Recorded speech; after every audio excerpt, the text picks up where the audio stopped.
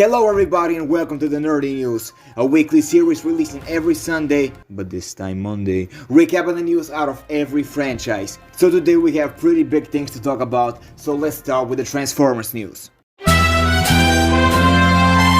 Soundwave superior. Why the Nerdy News released on Monday this time instead of Sunday? Well, because Sunday was the 30th, and now the Monday is the 31st of October, which you know what that means, it's Halloween. Happy Halloween everybody. Oh wait, I'm not in costume. Look at my drip, I'm dripping.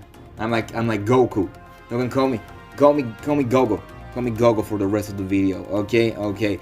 Let's talk about the Transformers news. So the biggest thing that happened this week was the official confirmation of the start of the Transformers Rise of the Beast marketing, which of course will start in December. You probably heard about this many times this week because I did 2 separate videos on the subject, and this is the 3rd one. Basically, there was a meeting between Hasbro Peru representatives with the Transformers Peru staff, and it was confirmed that the marketing campaign will start in December this year, probably in the first week. Also, according to Laszlo Van, could be a translation error, but it seems like they're planning to reveal something every week until December, which is like 5 weeks, which means 5 reveals till December. Now, if this is indeed their plan, it could be something little like voice actor news, casting news, and some reveals such as posters and more exciting stuff until December, but we don't know if this is entirely correct. I hope so, because it would be pretty cool. Other news involves some figure reveals. We have a brand new HasLab project, Transformers Decepticon Deathsaurus, and he looks absolutely great. Of course, he doesn't still have colors, but the crowd-funded project will run from the 27th of October to the 12th of December.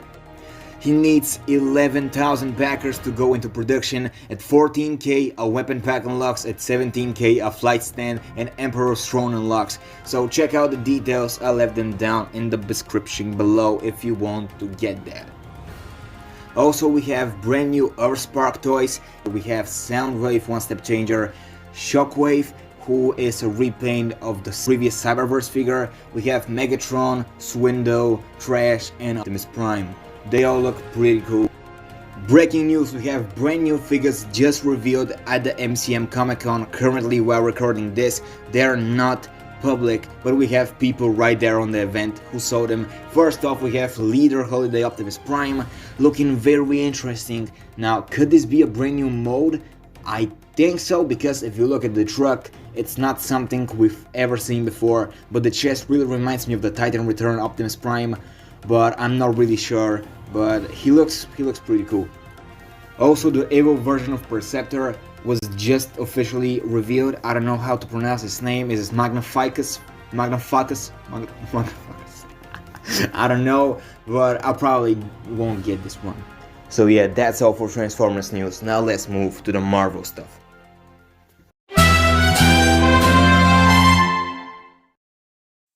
Alright, so there were a couple of MCU updates and reports here and there, but okay, of course, it's Halloween, so let's do something scary first. I'm going to review Werewolf by Night, the special presentation by Marvel, which released like 3 weeks ago, but I'm finally reviewing it.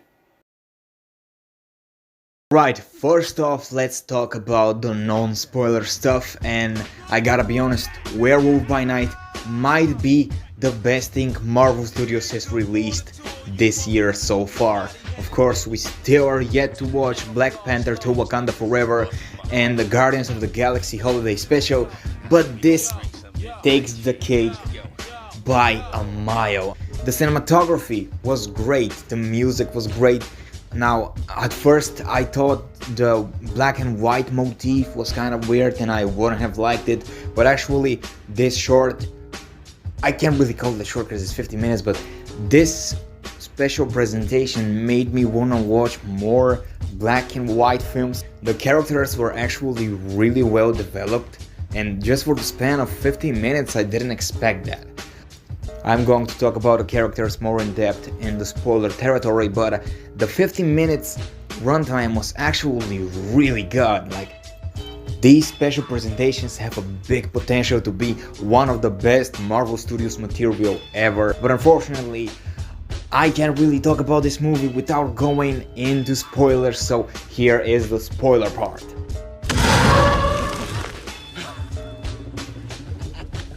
Tom? Well, of course I was gonna go find you. Well, you keep saying that you're gonna be careful each time, and here we go again. You can't keep counting on me to save you. This is the last time. Alright, first off, let's talk about the main characters. We have Jack, aka the Werewolf. Now, he was kind of a strange character in this. He was kind of more cowardly, but not really, because the main source of his power wasn't Jack, it was the Werewolf. I wish we got to see more of the Werewolf, but the little small glimpses we had of him were really good. Like, they were awesome. The main female character, Elsa Bloodstone, was also a really good character, but I didn't really understand her problems with her father and what happened there. I don't know if I didn't follow the story quite good, but I just simply don't understand the beef. Like, what do they have against her? Like, I guess it's because she doesn't want to hunt, but I'm not really sure on that. You can correct me in the comments. The famous Marvel character Man-Thing was also in this. I honestly expected him to be just a cameo, but he was actually a pretty big role in this. He was really cool, like, he's really awesome. I do hope they do like a Build-A-Figure of him. The finale was also really interesting, how everything turned colored instead of black and white, and it really does set up some things for the future, but also not really. It sets up Elsa with the Bloodstone gem thing, but at the end, like, Jack and Ted are just sitting there chilling, and then the camera goes up, like really old school camera like vibes, and it just says the end, which really honestly kind of made me sad. Like, I do hope everybody from this returns to the MCU somehow, in some way, somewhere, like probably in Blade, I don't know. Also, I was kind of worried that this wouldn't fit into the Marvel Cinematic Universe, but there are some references here and there which really tells you that this is connected to all previous movies and TV series, and it's ironic because this is the best one. So my general thoughts, this was actually really good, and you should check it out 100%. It's pretty short, it doesn't feel dragged out, it feels fun and thrilling and exciting, and actually it's not as scary as I thought. Alright, so that's my review. Now let's continue to the other stuff. So probably the biggest MCU news this week was the release of the official Ant-Man and the Wasp Quantumania trailer. I already did a reaction on this channel in this video, so you can check it out if you want to see my full thoughts. But overall, I like the trailer, I like what I saw, and I can't wait to see more of it. Also, a brand new trailer of Guardians of the Galaxy Holiday Special was released. I didn't record a trailer reaction, nor did I actually watch it, but I saw some images here and there on Instagram, and this is how Groot will look. He's pretty alpha, you know, he's got the drip, he is ready for war, and following Werewolf by Night, you'll probably guess that I'm pretty excited about this new special presentation. Next news, so Marvel Studios is reportedly working on a brand new Disney Plus show titled Vision Quest, which will follow the White Vision from the show WandaVision. So we'll see what he's been up to, what he was doing when he left the philosophical debate with the normal Vision. Also, a different report says that Elizabeth Olsen's Scarlet Witch will return in this. My biggest question is that more like a sequel to WandaVision, or is it building up to Agatha and the Coven of Chaos? Also, it seems like Charlie Cox has been starting training for the brand new Disney Plus Daredevil reboot titled Daredevil Born Again. So you can see him here in the picture ready for some MMA training, and this actually gets me really exciting because we're about to see some awesome Daredevil action, something which kind of lacked in She-Hulk. Also, this next bit isn't really Marvel news, but it's still Disney news, and Marvel isn't Disney. So, in an interview with Bob Chapek, the CEO of Disney, was asked if Disney is too woke at this point, and his answer is this: I think Disney is a company that has survived for 100 years by catering to its audience and is going to thrive the next 100 years by catering to its audience. Mr. Chapek, what audience do you see? Because nobody went to see Lightyear and everybody basically hated Pinocchio and basically everything woke you've put out. What audience do you think are liking the things you put out? The crazy blue-haired people on Twitter? Or the people who have pronouns in their bios? I don't know what's happening at this point, but I do hope Bob Chapek knows that Disney is a worldwide entertainment service. And if you go to Eastern Europe or in Africa or in Asia or basically anywhere that's not America and ask anybody on the street what are your pronouns, they'll probably slap you in the face. Like, I'm not even kidding. These problems that are happening in America, these problems in quotation marks, are only in America, because they're not happening at all anywhere else in the entire world. Alright, I kinda got into a rant here, but yeah, let's go to the Star Wars news. Alright, so the biggest Star Wars thing that happened this week was undeniably the release of Star Wars Tales of the Jedi. Now, I still haven't watched that, and I'm planning to do a full-on review next week on the Nerdy News, because this episode is about Werewolf by Night and it's kind of scary centered, scary themed, and I'm planning to do this for next week. But also, Andor episode 8 was released this week. Again, I didn't watch it, but from what I've heard, there is a surprising actor cameo, and it's by Andy Serkis, who, yes, previously played Supreme Leader Snoke in The Force Awakens and The Last Jedi, with his Andor character seemingly having no connection to the sequel trilogy Big Bad. Now, there could be a possible connection, but I hope there isn't one. Some people say it was really shocking, some people say it's dumb. I gotta be honest, it's somewhere in the middle, because I don't know. Speaking of actors, Oscar Isaac, who previously played Poe Dameron, has teased the fans that he could return in a possible new Disney Plus project. Now, this is actually really surprising, because previously in an interview when somebody asked him the question of would you return to Star Wars, he said, if I need a new house, yes, which is a really clever answer. And but yeah, now he has a brand new answer, which is yes, I would consider it. Now, possibly if they have a pretty interesting story about Poe Dameron, he will return. And I just hope somebody returns from the sequel trilogy, so everything seems a bit more coherent and everything ties together much better, you know? So yeah, these were all Star Wars news. Now I want to talk about DC a bit.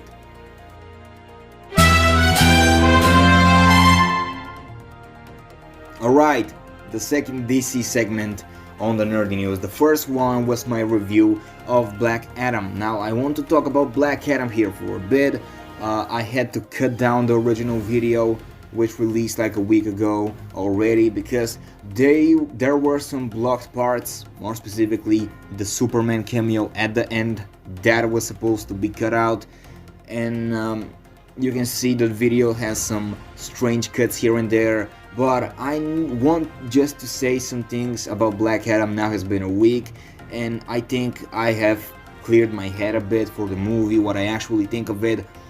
I said in my video that it's okay, but now I would say it's actually good. Like, it could have been a lot worse, but I guess I'm thankful that Black Adam didn't have any woke shit, you know? I already talked about woke shit in the Marvel segment, but I just need to continue it here. Black Adam was based.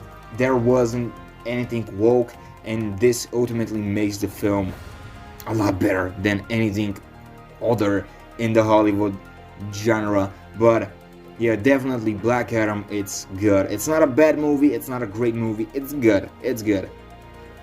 But the biggest DC news this week was the official announcement that James Gunn will be taking the official leadership over DC Studios. Now this was crazy when it was announced. So basically, James Gunn now has the position over DC that Kevin Feige has over Marvel Studios, which is huge. Now he has the entire plan on his back, and the first thing he did was change the name of the live action universe from the DCEU to the DCU. Now we have DCU and MCU. Really nice changes are going on, and I just want to say, also going back to Black Adam, I just really like what I see so far, like the fact that they don't care what the critics think. Like they see that the fans like the movie and they are taking the fans and shutting down the critics, which I really love because critics don't know shit at this point. The Rock is really happy with the results of the movie. Henry Cavill is really excited to return as Superman, and everything basically is going really good for DC. Also, there is a report which said that DC attempted to steal Kevin Feige from Marvel, and talking about Marvel here for a bit, now that we have Marvel by Kevin Feige and James Gunn by DC, there is a really possible way to tie the two franchises together for a Marvel versus DC movie. Now that James Gunn is also a Marvel dude, I mean, he has Guardians of the Galaxy 1 and 2, now 3, and Holiday Special. There is a very small possibility of Marvel and DC meeting together, which would be amazing. So yeah, these were all news this week. Let me know down in the comments, what did you thought of these news? What did you thought, of course, of Werewolf by Night? And of course, happy Halloween, everybody. Goodbye.